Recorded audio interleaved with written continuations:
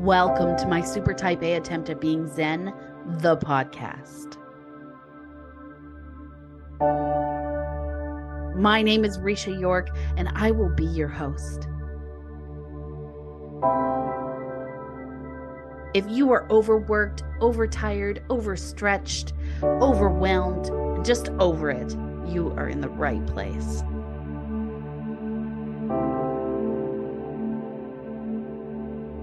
We like to say we are currently working towards Zen-ish. I'm thrilled that you've joined us. Let's see who will be supporting us on our path to Zen today.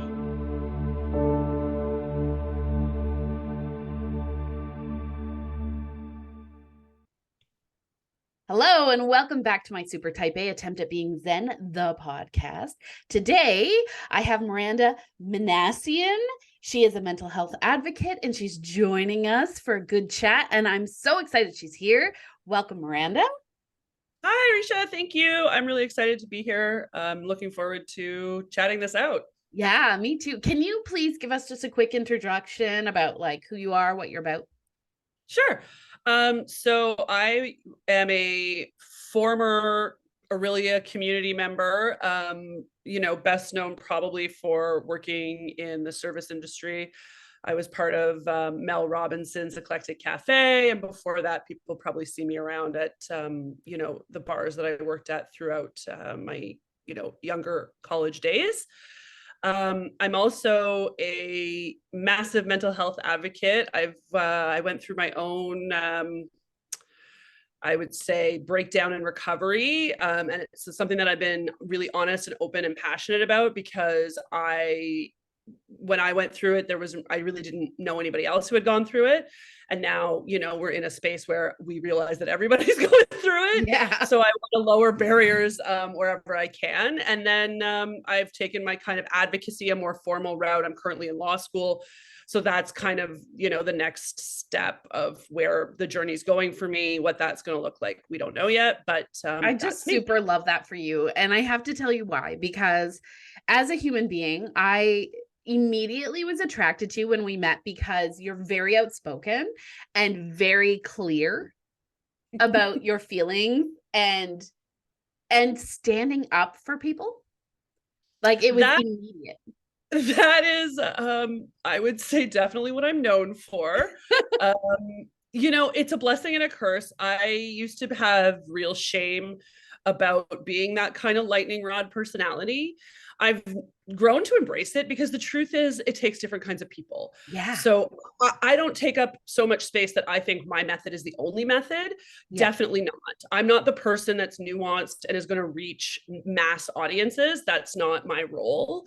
My role is to say things that people don't want to hear. My role is to be honest. My role is also, I come off, I can come off opinionated, but I'm also a very soft person. Well, that's what I love. I'm so attracted to people who are opinionated because I want to hear what they have to say. And I feel also as women, we have been societally for centuries told to shut up and sit in the corner. And so when I meet women who are outspoken and direct, and I just love that. It's like, oh my God, it's a person that's my person.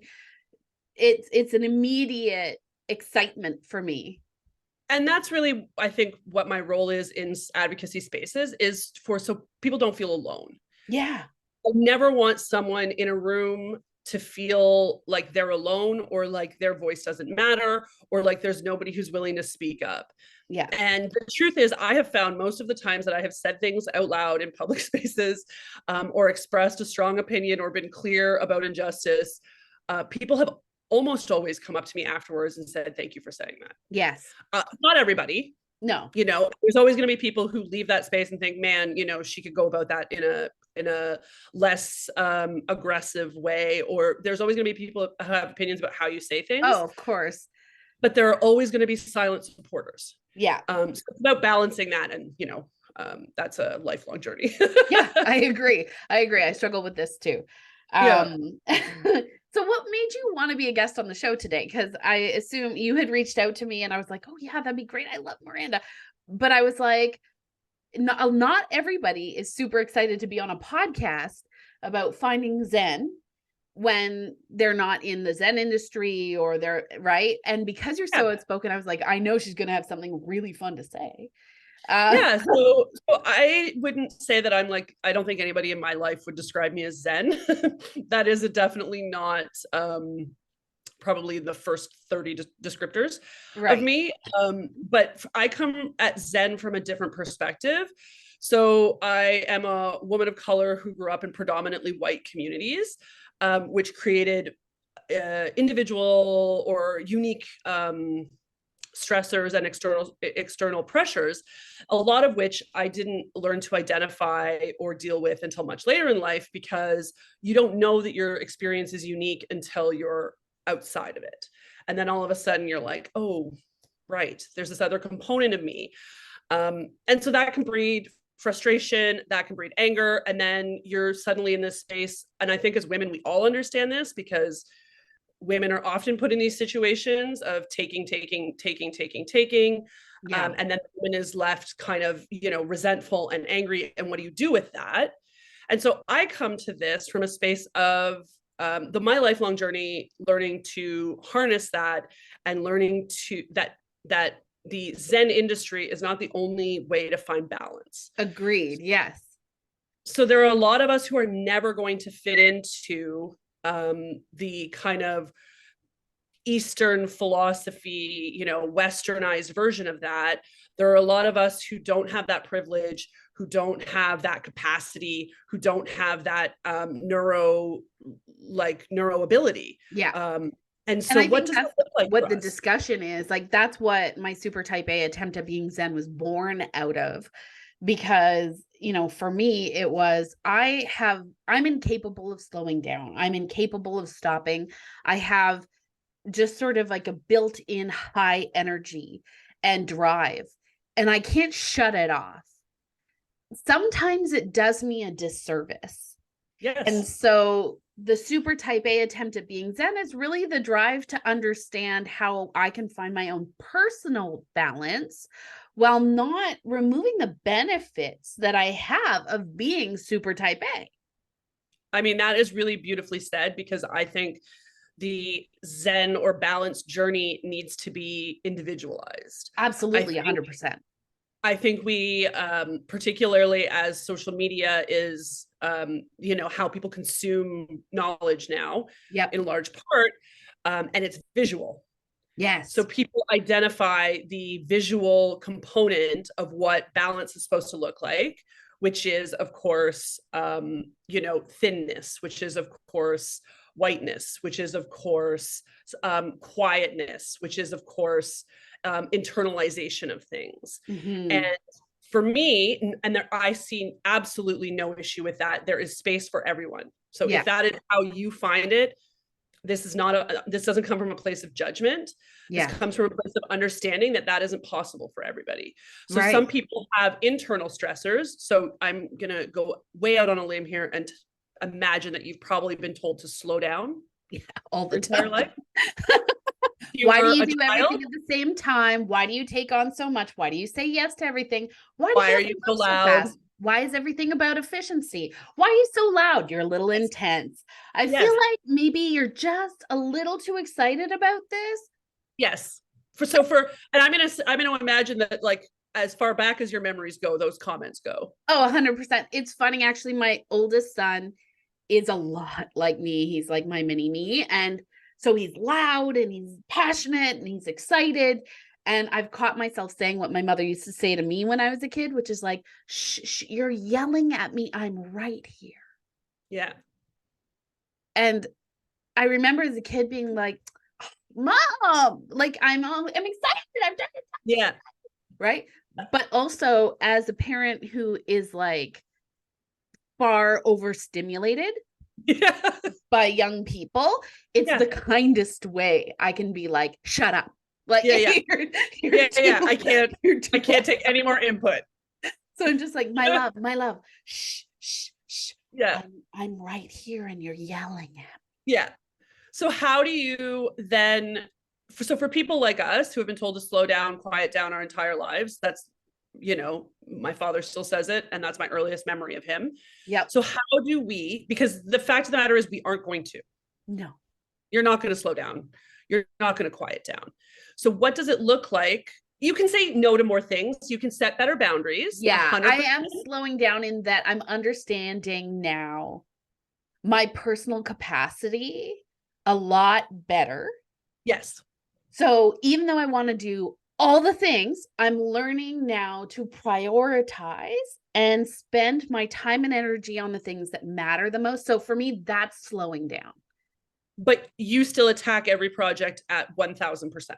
100%, yes. Yeah. And you are still at 1000% excitement about everything you do. Yeah. Yeah.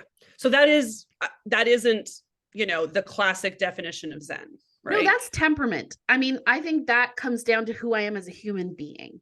And I could not agree more. So how do we acknowledge who we are as human beings, honor ourselves as human beings, but learn to be more balanced? Learn that you don't have to slow down, you don't have to quiet down, but you do have to situationally make choices to harness that in a way that not only serves you so that you're not feeling shame about things that you cannot change about yourself, but also it is a superpower. How do I harness this for 100%. my community?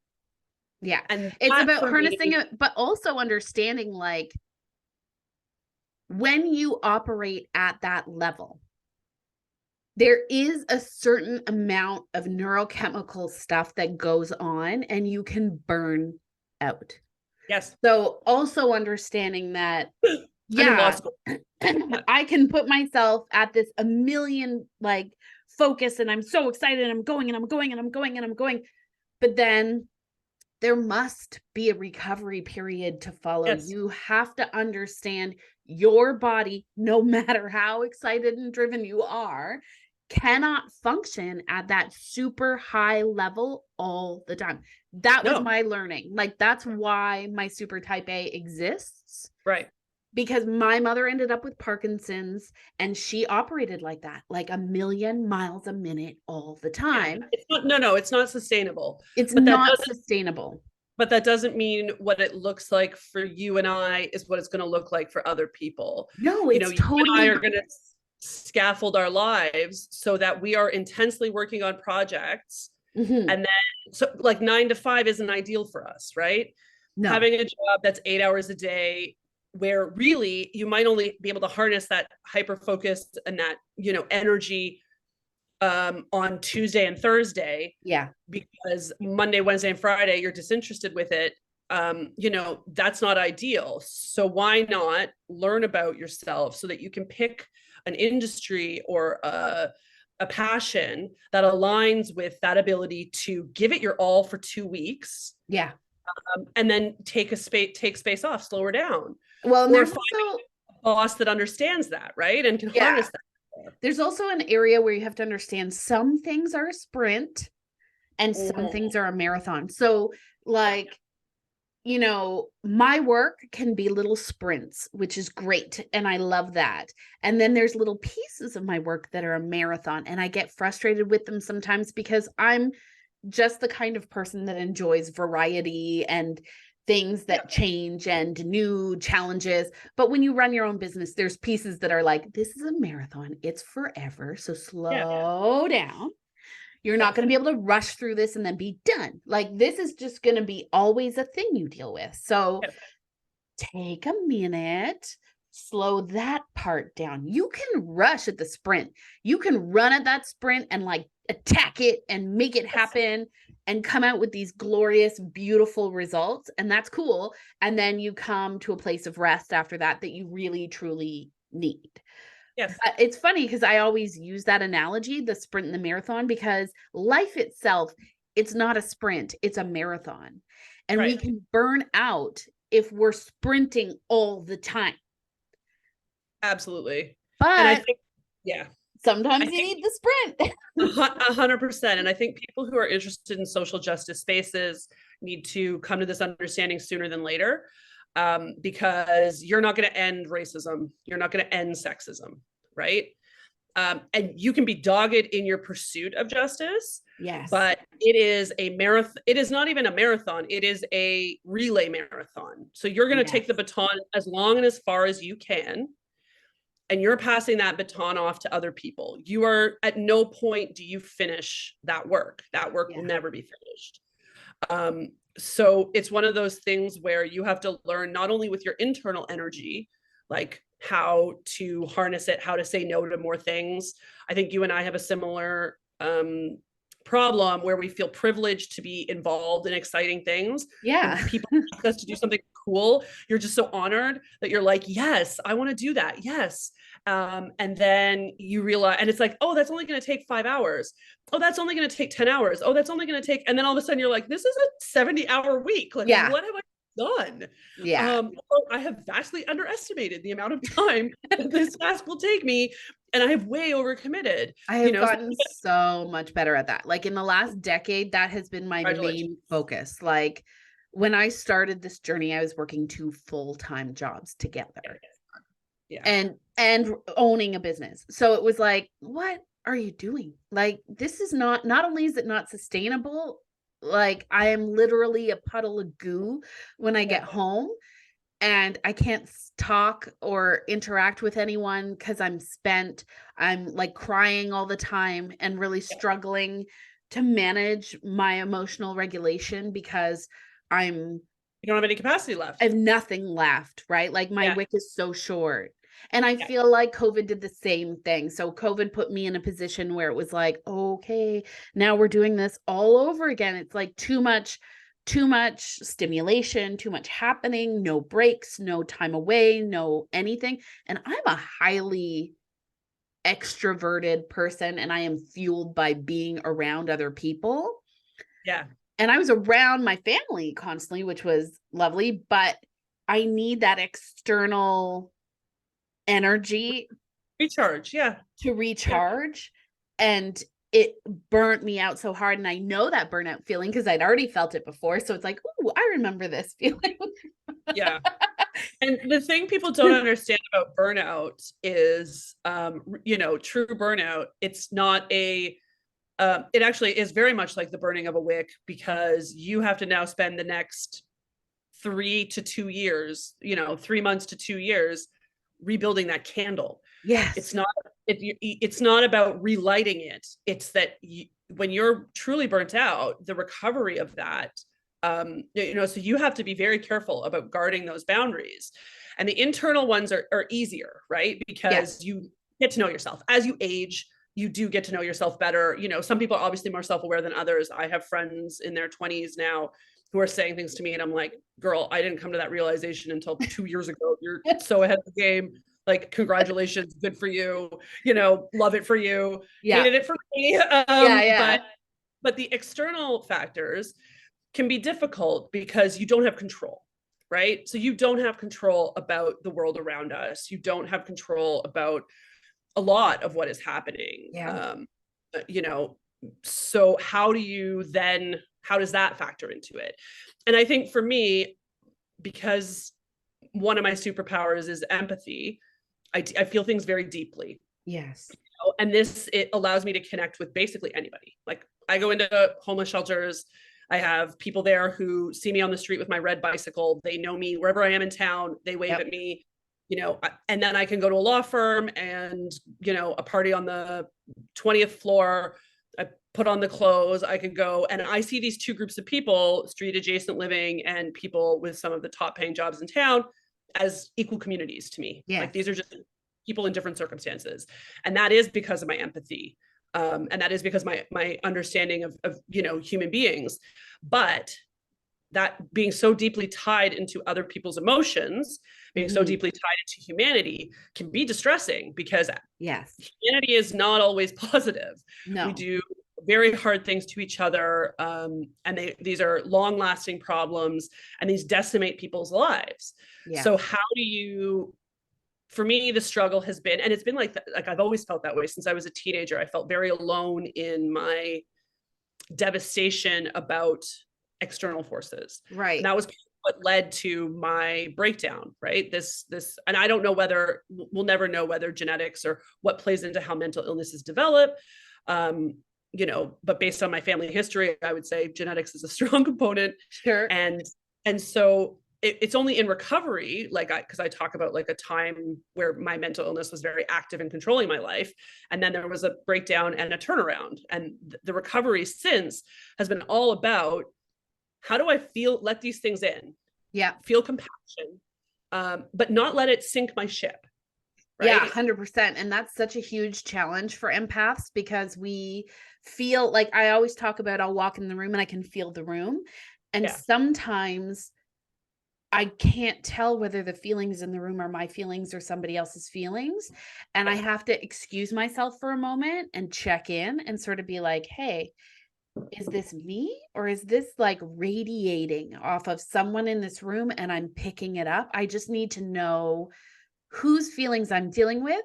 And also, if it's me, is it coming from a place of truth, or is it coming from a place of storytelling? So I've like seen something and told a story around it that has devastated me, and now I'm feeling the feelings, and I'm like, wait, but hold on. So am I telling my story? Am I telling somebody else's story? Is this about me, or is it about someone else? And if it's about someone else, I really need to check in with my boundaries and be like, you can sympathize here and even empathize, but these are not your feelings. Yeah. Right. And it's very hard for us to take that step back, because the instinct is to, because the other thing about being an empath that I feel like empaths don't acknowledge, but I'm trying to get better at, is that we also have the ability to control the energy in a room. Yeah. So there is a power to it, because people are tuned in, because you're tuned in, people will tune into you. Yeah. So if there is negative energy in a room, I have found myself able to turn it around. Yeah. I can put on my game face and interact honestly. It's not a dishonest thing that I'm doing, but it's definitely more conscious than subconscious, where I am more in line with how you feel at the moment, right? It's like you pull in, you sponge someone's energy and you go, whoa, okay, no, this isn't mine. And you go, hold on. I need to squeeze the sponge out. And in squeezing the sponge out, I release theirs and I give mine. And I'm flooding this with my feeling. But as you said, the temptation to do that is real. But is that your responsibility? And sometimes it is, you know what I mean? Like if your parents are throwing a Christmas party and the vibes are off and you come in and you can make an easy turnaround, do it. Yeah. But if you're in a workplace where you're not being paid to do that, and it's toxic, and it's day in, day out, this is exactly what we're talking about, where it's like, how do you create that boundary of, like, this is actually not mine to sit with, and I'm actually not going to give you my positive energy to balance this out, because this is a systemic problem. The systemic problems cannot be solved by individual action. We can choose our own, like how we show up. And so that's a big thing. Like empaths a lot of times are like, I can't control it. You actually can. It takes a lot of practice, but you can. There's a great book called The Fish Philosophy that I studied when I was probably about 24 or 25, and it became such a big deal in my life. I brought it to every workplace I'd ever been to. When I worked in a huge, large corporation, I was shocked they'd never heard about. I started handing the books out to upper management and other people who were in leadership, because I was like, listen, you have to understand, number one in the fish philosophy is choose your attitude. Right. You get to show up here and choose. You can walk in here and be like, my day sucks and my coffee was cold and everything was balls and I'm not feeling it and whatever. And then you can spread that shit through the whole organization. Or you can show up and choose to be the light in the darkness. And you're not always going to choose to be the light in the darkness. Like, we're human beings. Sometimes you're going to have a shit day. We're not talking about toxic positivity. No, we're not talking about people who refuse to acknowledge that bad things happen. We're not talking about people who pretend like systemic abuse is doesn't exist or is your problem for acknowledging it. No, we're not, yeah, you But don't absolutely add to the only thing problem. you have control over is yourself. Yeah, like don't add to the problem by showing up toxic before you've even crossed the threshold, right? Day in and day out and day in and day out. And I mean, like, I'm also like, I swear a lot. I'm a sweary human. So some people are like, oh, that's so toxic. Okay, cool. I'm sorry. And now I check in with people. Does swearing offend you? If swearing offends you, I'm sorry. I'm going to try and keep myself in check. I don't want to create a space where you feel offended and not okay. But as a human, I'm also very reactionary and like energetic. So the things that come out of my mouth are a reaction to that. And in workspaces, you have to have a filter. My filter is very weak. I work really hard on it. But there's a certain level of authenticity and transparency that I really value. And I want to bring that to every space I'm in. And I think taking it back to Zen, part of that for me, finding balance is recognizing that I have choices. Yeah. So you're talking there about about language choices and swearing. So first of all, there are studies that show that people who swear are quite intelligent, because thank God, it's a natural reaction to the chaos that is around us. But two, showing up authentically, I think that's really important. I think it's actually the most important thing. It's a very easy thing to say. Show up authentically. It's so important in life. Of course it is. But getting to know yourself is really hard. Yeah. It takes time. It takes energy. It takes you lowering distractions. It takes focus. It can mean taking it to rock bottom. Yeah. And building it up. My hope is that not everybody has to go through that. But if you are in a space where you're not doing well and you are at rock bottom, recognize that there is an opportunity there for you to really get to know yourself, for you to build yourself back up intentionally. And it's not linear. Like my recovery has not been like, I acknowledged I was not well and now I'm in law school. That the time between those two things is 15 years. Yeah, right? Exactly. It's taken me 10 years to go on this journey. And during that time, it's not like A to B. It's like, like this, like all over squiggly line from A to B. And that's cool. Like that's life. 100%. It's gonna go. And I'm just hoping like through this podcast and through the program I run called My Super Type A Attempt at Being Zen to shorten people's journey. Like I just want to help them from 10 years to like maybe 2 to 4, and that is when you asked me why I wanted to come on this podcast. So I am like really open with my mental health journey. So if I hear somebody talking negatively about themselves, if I hear people or I get flags in my circle of influence, if I'm in class and I hear somebody who's clearly depressed, I'm not like seeking them out. That's not my responsibility. That's not on me.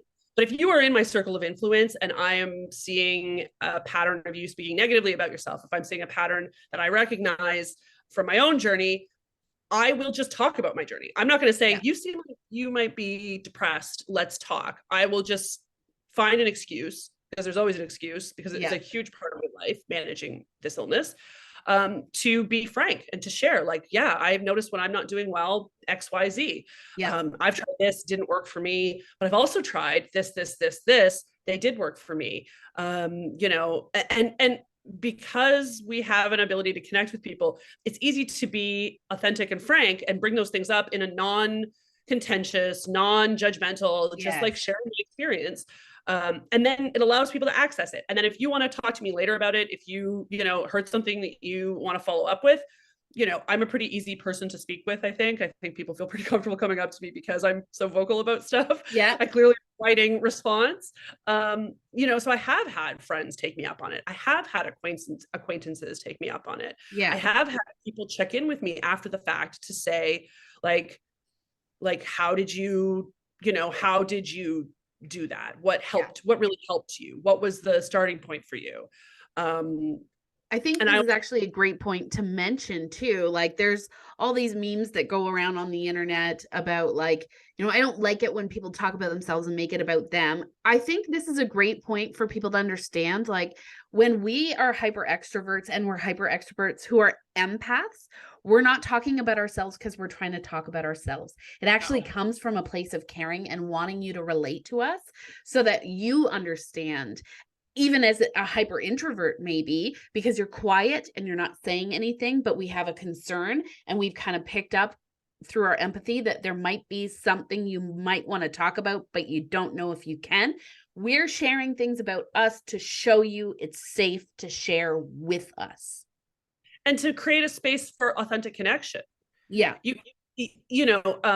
As it takes different kinds of people, but if the whole world were introverts, that doesn't, to me, look like a functioning space. The idea is that it takes all different kinds of people to make a good community, to make a strong. And same if the whole world were extroverts, we would just be like, that's an absolute nightmare. It'd be like a frantic, kinetic, scary. Oh my God.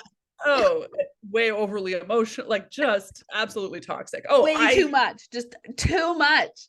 Way too much. And like, I acknowledge that. Yeah. Completely.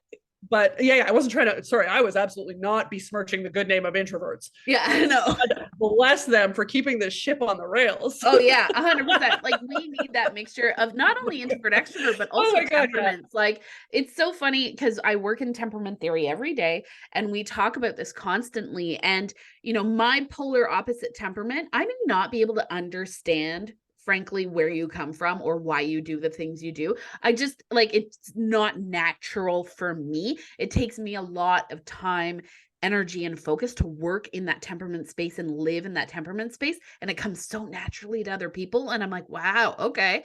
I don't get it personally. I don't get it. I respect it. I don't get it. For me, and they feel the same way about me. I operate at this like totally frantic, kinetic, constantly moving, highly emotional space. Yeah. And also because like of the 4 temperaments, 3 of mine are extremely bright. And then the last one is like really not.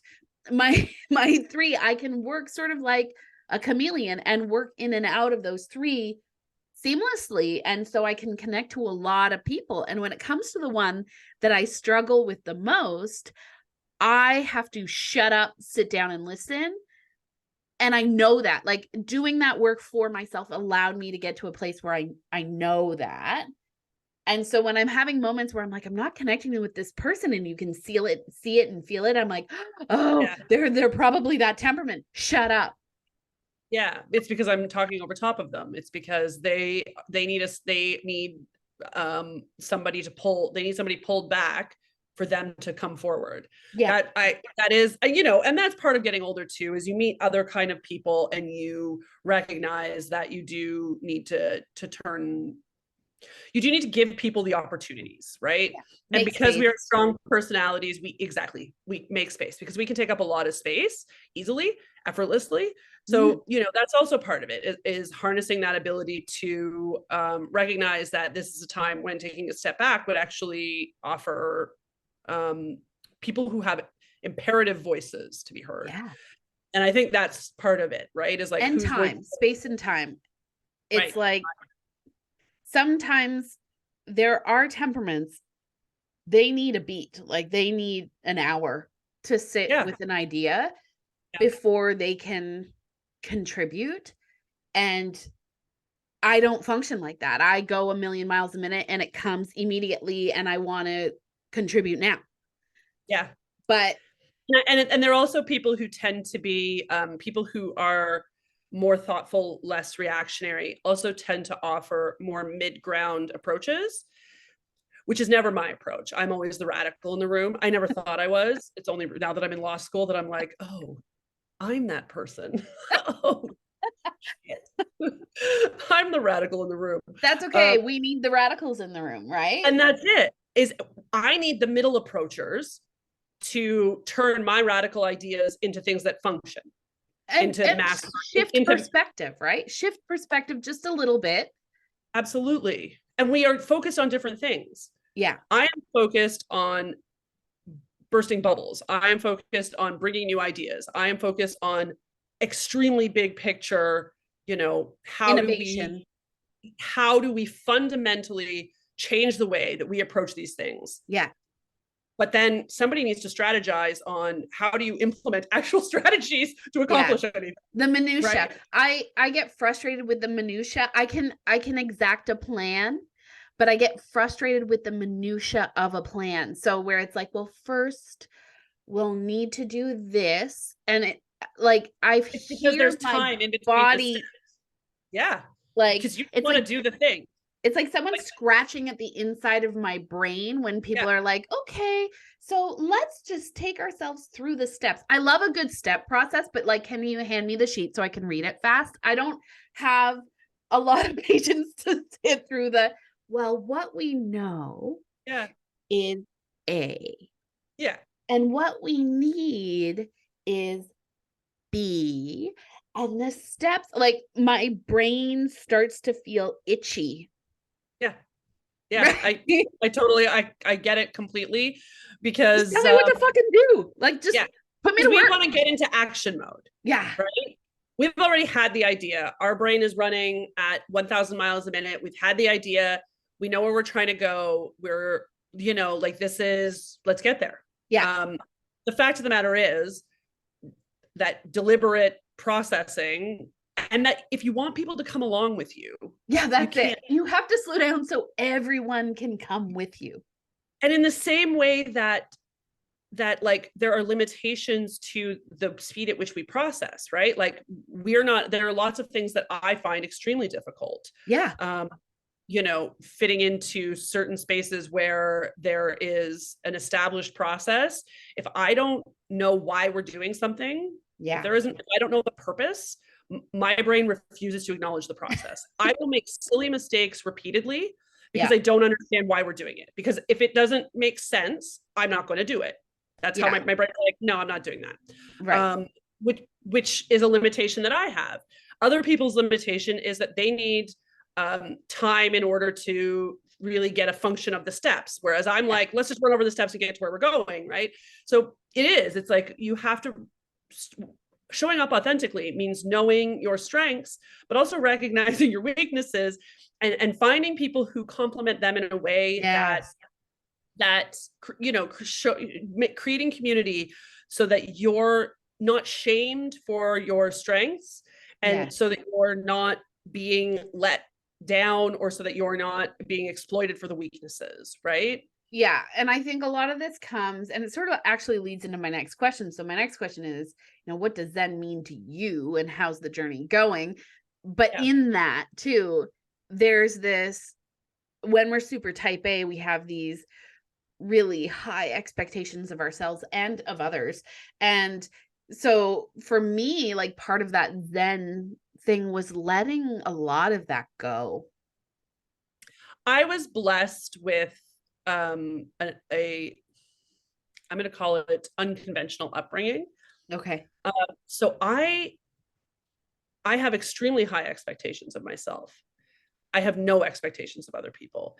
And I don't know whether that is a function of, I don't know what that's a function of, whether that's a function of, my depressive disorder, or whether that's a function of whatever. But that is actually not something I've struggled with. However, I do notice that people tell themselves stories about people. Oh yeah, all the time. Intentionally letting me down. They don't want to do the thing. They don't. And I think part of it might come from a space of, there was a very long time in my life where I couldn't do things. Right.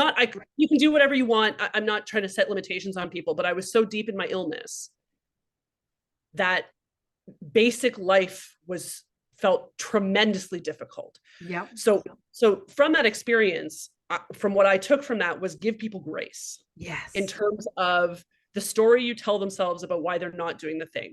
And this contrasts with my stepmother, who is my favorite person on the planet. I love her dearly, but her expectations of other people are on par with the expectations of herself. And she ends up being let down quite a bit. Yeah. And it's tragic for me because I see people doing the best they can with what they got. And it's like, maybe your expectation is out of sorts and you're creating a problem where there isn't one. And this is a big challenge for a lot of people who are type A. Like, it's one thing to have high expectations for yourself, and also please give yourself some grace, because that's where a lot of that Zen's going to come in, right? Like, you cannot, sometimes they're so high they're impossible, and then we've let ourselves down, and that's not fair to us, right? No. And then when we transfer that to other people, and I find a lot of times this also comes from a place of judgment. So it's, if you have a fear of judgment, or if you're judgmental of other people, all of this starts to kind of sink into your day to day, and you storytell, you judge other people for not living up to the expectations that you have, you judge yourself. And letting that judgment piece go is probably one of the hardest things I've ever done in my life. Like my mother, bless her, like my favorite human that ever lived on this planet, truly, but grew up in a space that was highly judgmental and was very judgmental. And while I see that there is an element of that is needed in order to create boundaries and hold the line. Of course. And yes, like 100% yes, I get that part. But when it comes to human beings, it's something that I've worked really, really hard to drop. It's not about me. I'm about me. Just me. Yes. Only me is about me. Yes. And if other people, if there's a disconnection, we can talk that through. I'm open to criticism. I'm open to feedback. I'm not taking it as a judgment. I want to hear it. If there's a theme now in this criticism and this feedback, then I'm like, ooh, I have a blinder somewhere and I'm not seeing this. If there's no theme and it's just an attack and I'm not seeing this from anywhere else in my life, that's not about me. Yeah. Yeah.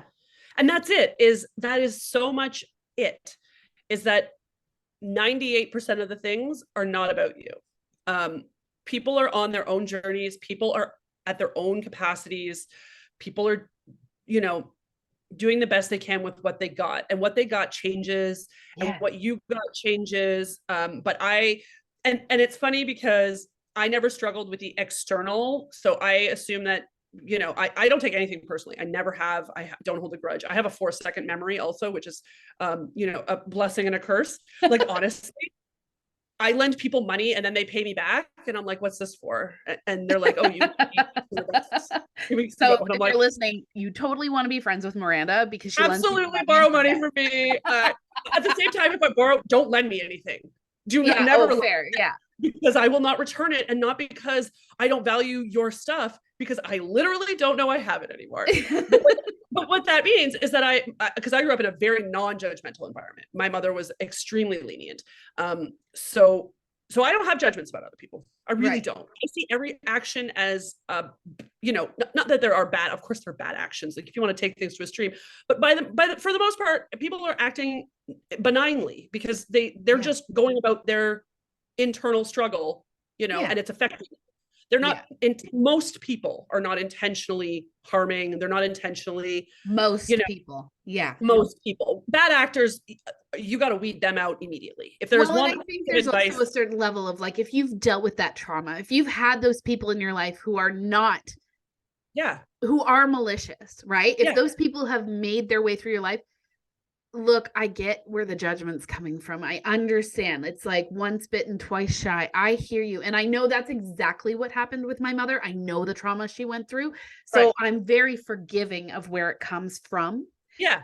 But also it's like with me, I'm like, okay, I experienced that too. But I also saw how that created further conflict along the way. And so how do we heal these generational traumas and say like, yep, that sucked. And I totally get why, like, zero judgment. I totally get why you acted the way you acted. I don't want to perpetuate that. I don't want to perpetuate that. For me, it's I'm able to be so generous with other people, but it is and will be a lifelong struggle for me to be generous with myself. That is really, because when you said give yourself grace, I have to be intentional. I will be hammering myself about something, because there's always something to hammer about yourself, right? Like you're never going to achieve the standard you hold yourself to. It's just not possible. We're always, that human nature is to grow. So I will be hammering myself about something. And then it will occur to me, and this is something that I got through in talk therapy, where she said, would you say that to a friend of yours? And I was like, oh yeah, God, no, I would never speak to my friends this way. And she's like, When we do lead without permission, the first third of that course is like a deep dive into knowing and loving yourself. And when we do that, often I'm like, you need to be as fiercely defensive of yourself as you are for all of the people you love in your life. Yes. If I heard somebody talking to my friends the way I talk to myself, that person would be stripped down. Oh, yeah. One side and the other, that person would never show their face again. And that is the voice inside my head, right? Yeah. So you have to be intentional. When you say give yourself grace, I literally have to be intentional. Like I will say to myself, like I will be caught in a loop and I will say inside my head, give yourself grace, Minassian. Yeah. Show yourself some kindness. Not just because you deserve it, not just because you're a human being who is doing the best she can with what she got, like everybody else, but also because if you want results, talking shit about yourself is not the way to achieve them. No, it's not serving you. It's not. I like to personify that person that is saying those things to me as like that asshole in the back of the classroom shooting spitballs at the back of my head. And so you will from time to time hear me go like, that's enough. And like people will look at me and I'm like, no, that's if I'm way out of line and I'm saying things that are way out of line, I will literally just vocalize, that's enough. Yeah.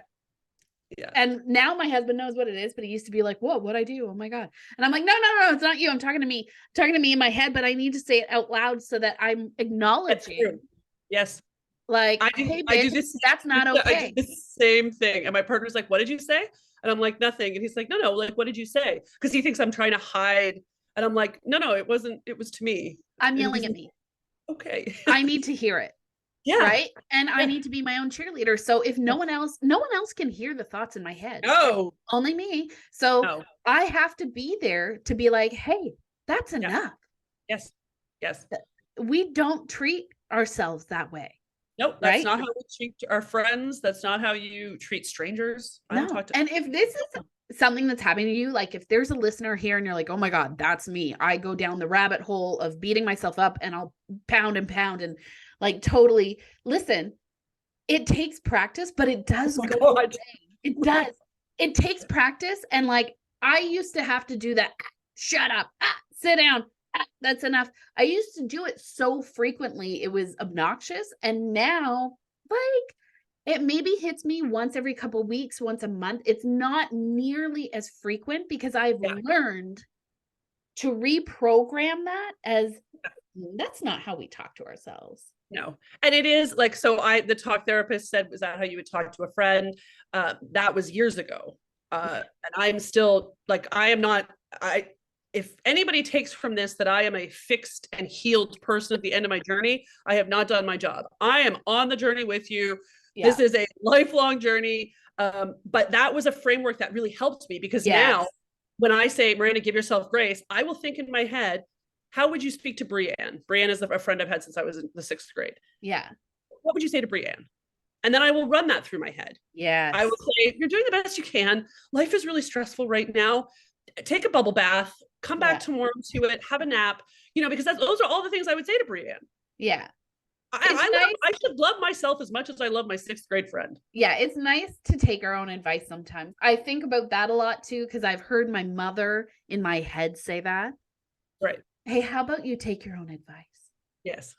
Right? Like in that really nice kind of like, hey, Risha, hey, how about you take your own advice? And it's like, oh shit. Yeah. Uh-huh. And it's frankly what drives me to do the work I do, because hearing it out loud all the time, talking to other people and being,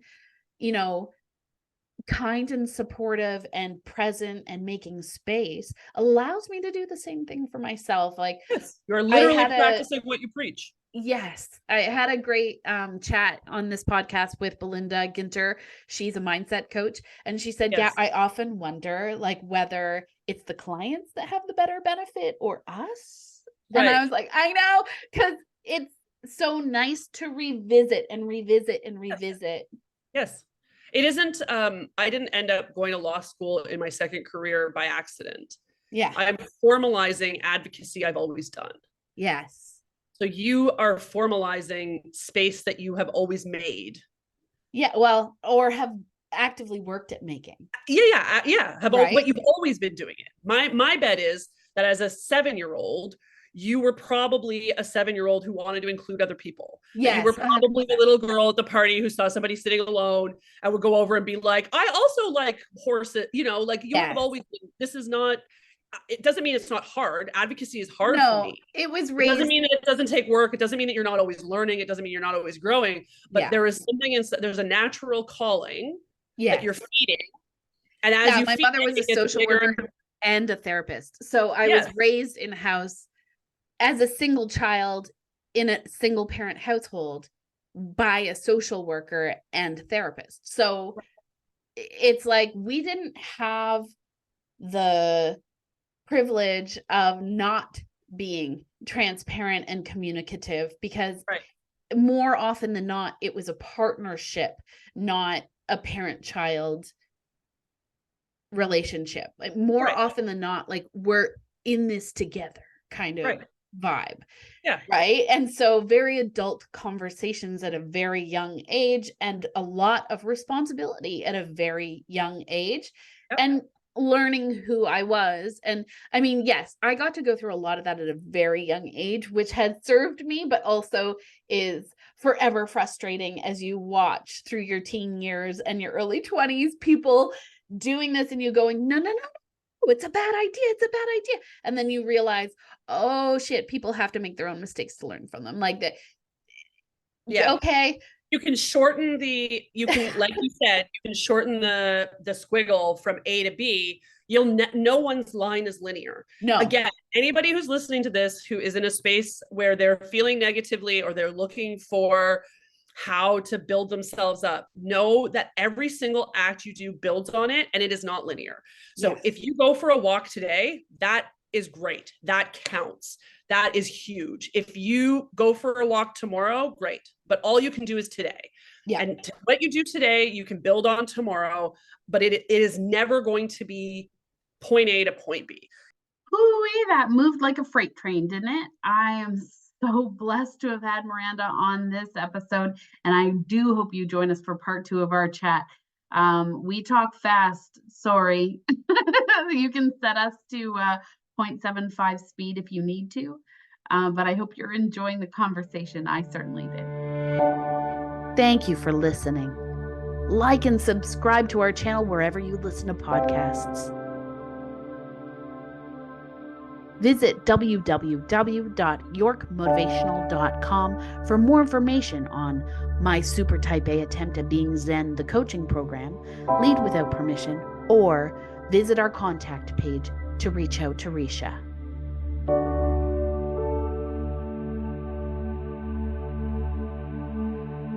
Wishing you all continued balance and fulfillment on your road to Zen.